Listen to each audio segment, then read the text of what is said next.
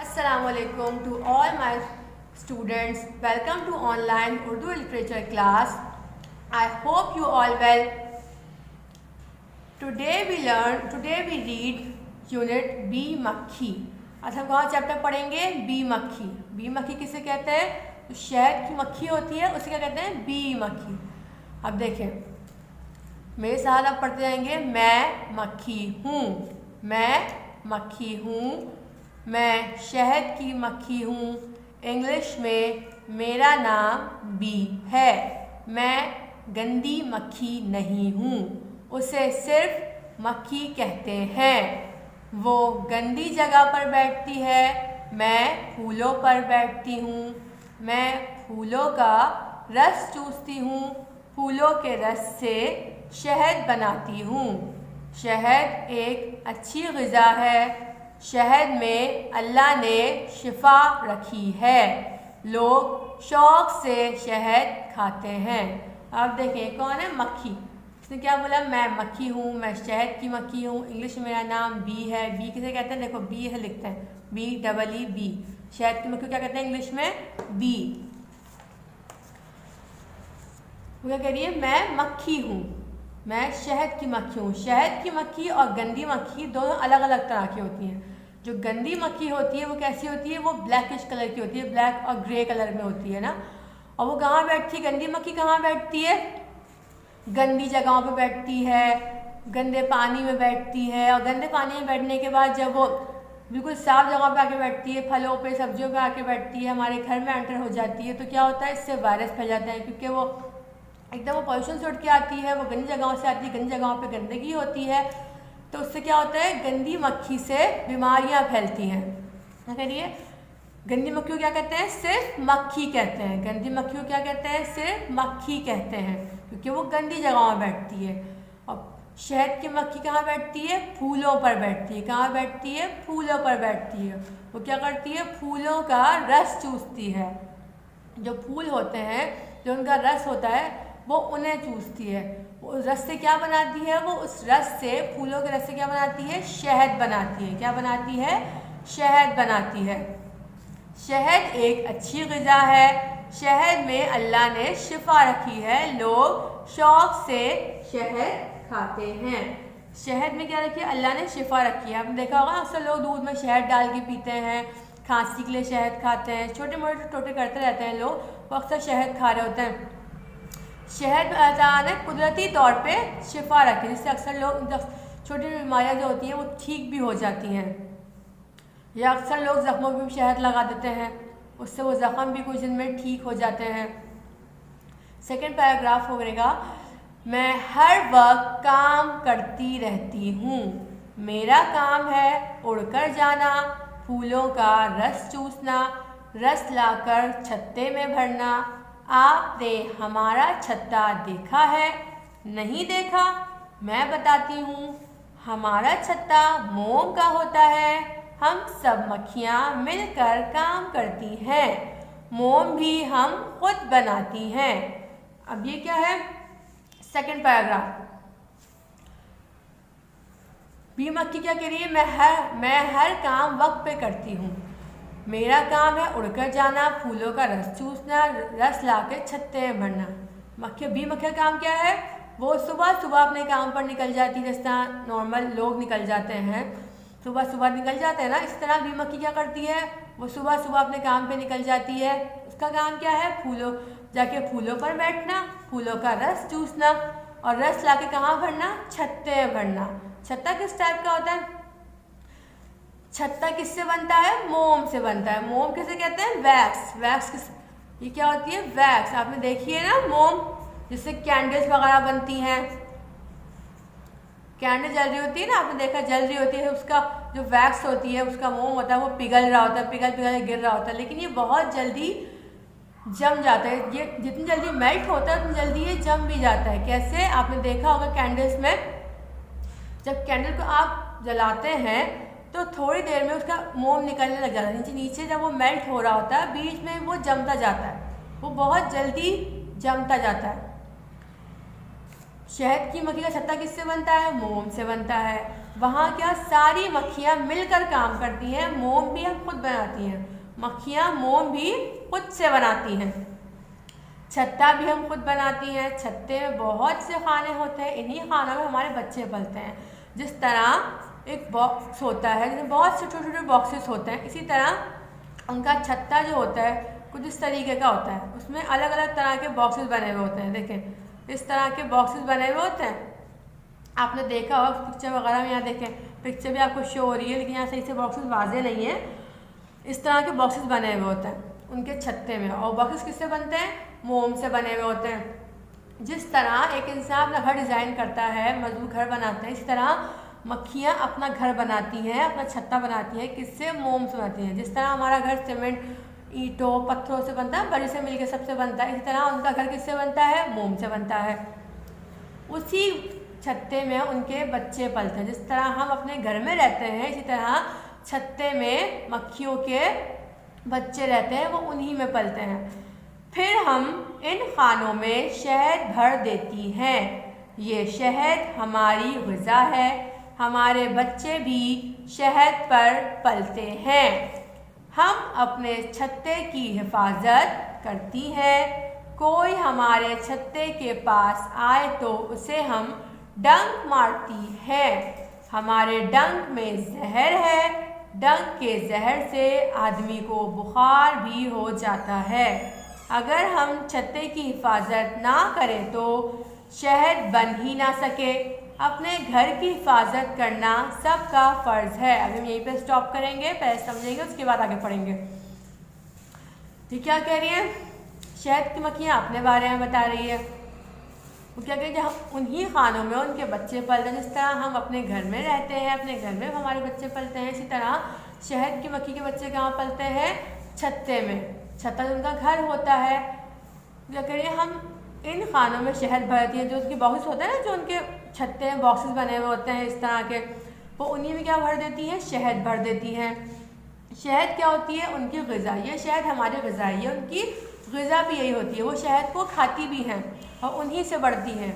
हमारे बच्चे भी शहद पे पलते हैं। जिस तरह हम अलग अलग तरह की खुराक लेते हैं ना, कुछ खा रहे हैं, फ्रूट्स खाते हैं, वेजिटेबल्स खाते हैं, इसके अलावा अक्सर चीज़ें हमारे यहाँ बनती हैं। लेकिन इसी तरह शहद की मक्खी के जो बच्चे होते हैं वो किस पे पलते हैं? शहद खाते हैं, उन्हीं पे पलते हैं। हम अपने छत्ते की हिफाजत करती हैं। कोई हमारे छत्ते के पास आए तो उसे हम डंक मारती हैं। हमारे डंक में जहर है। डंक के जहर से आदमी को बुखार भी हो जाता है। अगर हम छत्ते की हिफाजत ना करें तो शहद बन ही ना सके। अपने घर की हिफाजत करना सबका फ़र्ज़ है।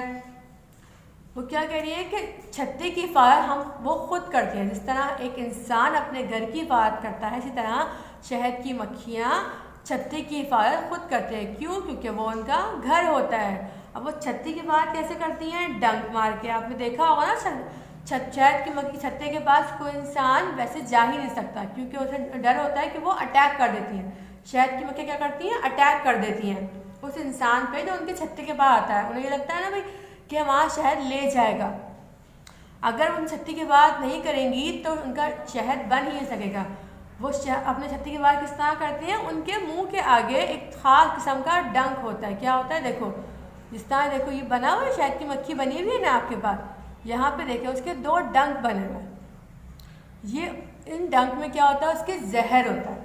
ये जब वो डंक किसी आदमी को मारती है तो इस डंक के जहर से क्या होता है? बुखार हो जाता है। इस डर से कोई छत्ते के पास जाता ही नहीं है।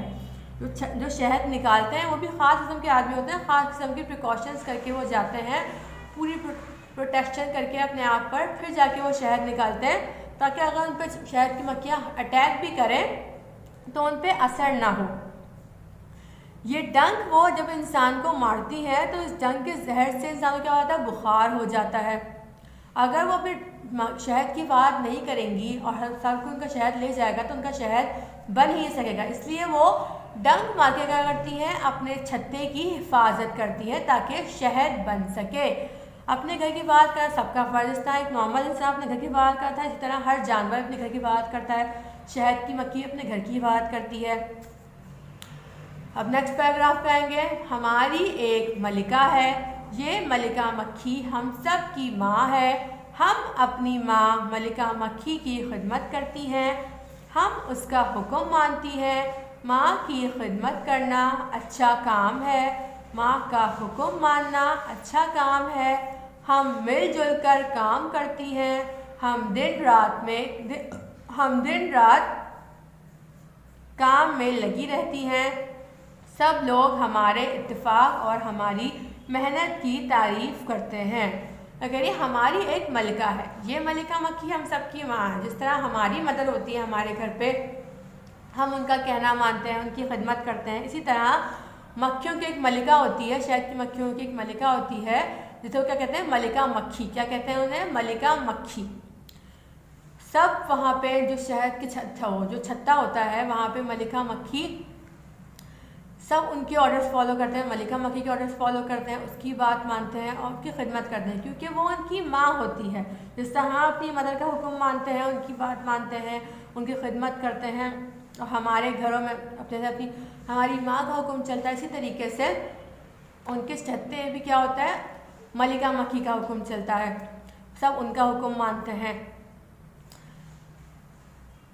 फिर हम मिलजुल कर काम करती हैं, सारी मक्खियाँ मिलजुल कर काम करती हैं। अगर वो मिलजुल कर काम नहीं करेंगी तो उनका शहद बन ही नहीं सकेगा। उनके इत्तेफाक और मेहनत की सब तारीफ़ करते हैं, क्योंकि वो इतने सब मिलके मेहनत करती हैं, फूल वगैरह चूस के लाती हैं, उससे शहद बनाती हैं। वो शहद हमारे लिए कितना फ़ायदेमंद होता है, इंसान उस शहद को यूज़ करते हैं, वो उससे बहुत फ़ायदा उठाते हैं। शहद उनके लिए बहुत मुफीद होता है इंसानों के लिए।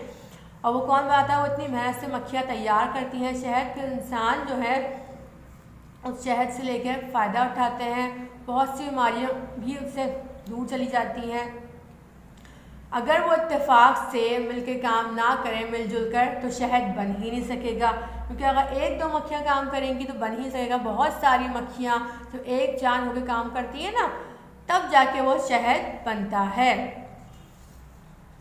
कोई भी काम करने के लिए इत्तेफाक की राय बहुत ज़रूरी होती है। अगर हम देखें अलग अलग तरीके से काम करेंगे, अगर एक घर में 5 लोग हैं, 5 लोग अपनी अलग अलग बात करेंगे, मैं ये कहीं करूँगा, मैं वो नहीं करूँगा, तो क्या होगा, सबकी अलग अलग डिस्कशन हो जाएंगी, अलग अलग बातें हो जाएंगी। लेकिन अगर हम 5 ही एक जगह एक ही बात को इत्तेफाक करेंगे और बात अपनी माँ का हुक्म मानेंगे, तो क्या होगा, काम बहुत जल्दी भी हो जाएगा और इत्तेफाक से भी काम रहेगा। अब क्या है, देखें, क्वेश्चंस और वर्ड्स मीनिंग इसकी आपको वर्क में मिलेंगी। बाकी इसका सारा काम आपको इसके स्कूल से वर्क में मिल जाएगा। सेकंड वर्किंग जो आपकी आएगी उसमें आपको काम मिल जाएगा। यहाँ पे देखें आप एक्सरसाइज कैसे सॉल्व करेंगे। क्वेश्चन नंबर 3 देखें, page number 33। Page number 33 question number 3 है। यहाँ पर क्या बताना है, शहद की मक्खी एक कीड़ा है। इन तस्वीरों में कीड़ों के नाम बताएं। यहाँ पे आपको कीड़ों के नाम बताना है। यहाँ पे आपको एनिमल्स भी दिए हुए हैं और कीड़े भी दिए हैं। अब आपने क्या बताना है, सिर्फ कीड़ों के नाम बताना है। जैसे कि क्या है, कछुआ है, कछुआ कीड़ा नहीं है। चिड़िया, चिड़िया भी एक कीड़ा नहीं है। टिड्डा, टिड्डा एक कीड़ा ही होता है। अब क्या करना है, इस पर लिखना है टिड्डा। इसके बाद क्या है, लाल बेग, लाल बेग एक कीड़ा है। जी हाँ, लाल बेग एक कीड़ा है। आपने लाल बेग के पास ही उसका नाम लिख देना है। इसके बाद क्या है, तितली, तितली भी कीड़ों में शुमार होती है, तितली का नाम लिखा। इसके बाद क्या है, चूज़ा, नो, चूज़ा कीड़ा नहीं है, क्रॉस। इसके बाद क्या है, चूहा, चूहा भी कीड़ा नहीं है, क्रॉस। बिल्ली क्या है, बिल्ली भी कीड़ा नहीं है, ये भी क्रॉस। चिड़िया भी क्रॉस और कछुआ भी क्रॉस, क्योंकि ये कीड़े नहीं है। टिड्डा, लाल बेग, तितली क्या है, कीड़े हैं। इसके बाद क्या है, नंबर 4 है, लफ्ज़ बना है। जैसे क्या है, मक्खी, मक्खियाँ। यहाँ पे क्या लिखेंगे, लड़की, लड़की का क्या होगा, लड़कियाँ। इसके बाद क्या है, आरी, आरी का क्या होगा, आरियाँ। जिस तरह वाहिद जमा करते हैं एडिट वैसे ही करना है। बकरी, बकरियाँ। मुर्गी, मुर्गियाँ। कुर्सी, कुर्सियाँ। फिर क्या है, छतरी, छतरियाँ। रोटी, रोटियाँ। लारी, लारियाँ। लकड़ी, फिर क्या होगा, लकड़ियाँ। जिस तरह वाहिद जमा आपने किया ना, लड़के, लड़कियाँ, इसी तरह आपने कहा लड़की, लड़कियाँ, आरी, आरियाँ, मतलब एक से बहुत सारे बताना है आपने। बकरी, बकरियाँ, मुर्गी मुर्गियाँ, कुर्सी कुर्सियाँ, छतरी छतरियाँ, रोटी रोटियाँ, लारी लारियाँ, लकड़ी लकड़ियाँ। अब आपने इस चैप्टर की रीडिंग करनी है, इसकी रीडिंग को याद करना है, आपको इसका काम स्कूल से अवेलेबल हो जाएगा। Thank you.